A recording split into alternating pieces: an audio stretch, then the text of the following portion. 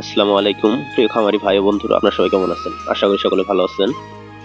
তো আপনারা যারা ভাই ফেসবুকে পোস্ট করেন ভাই এখন আর খামারে ব্যবসা নাই, খামারে ব্যবসা করে এখন আর লাভবান হওয়া যায় না, বাচ্চার দাম বেশি, ওষুধের দাম বেশি, খাদ্যের দাম বেশি। তো এত খাদ্যের দাম, এত সবকিছুর পরেও, মানে বাচ্চার দাম বেশির পরেও আমরা কিন্তু লাভবান হইতেছি আল্লাহর রহমতে। কিভাবে হইতেছি ভাই? এটা একটা কারণ হচ্ছে ভাই ম্যানেজমেন্ট। আমি আমার আগের ভিডিওগুলোতে বলছি ভাই, ম্যানেজমেন্ট যদি আপনি ঠিক করতে পারেন আপনার অবশ্যই লাভ হবে। আমি গত পরশু দিন একটা ভিডিও ছাড়ছিলাম যে 25 দিনে 1850 গ্রাম আমাদেরকে মুরগি খেয়েছে। এটা কিন্তু ভাই অনেকে ট্রল হিসাবে নিয়েছে ভাই, বিশ্বাস করে নাই, ট্রল করছে আমার সাথে।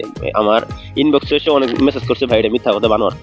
সত্যি বলতে কি ভাই, আজকে আমাদের মুরগি বয়স ছিল 28 দিন রান্না।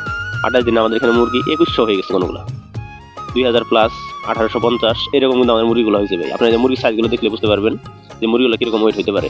আর এটা ওয়েট আপনাদের আমি 2-1 দিন পরে দেখাবো, ডিজিটাল উঠাই দেখাবো যে কত আসতেছে। তো মূলত আমরা খাবার আসলে বানাই খাওয়াই, এই জন্য রেটটা বেশি, ওয়েটটা বেশি হয়। আর লিটারটা আমরা খুব তাড়াতাড়ি চেঞ্জ করে দিই।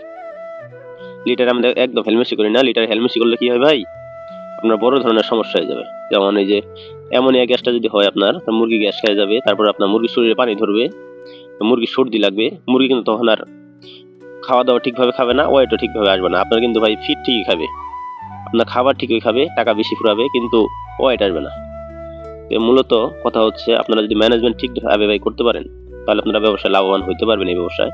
আর যদি ম্যানেজমেন্ট ঠিকভাবে না করতে পারেন তো এই ব্যবসা আপনারা লাভবান হইতে পারবেন না।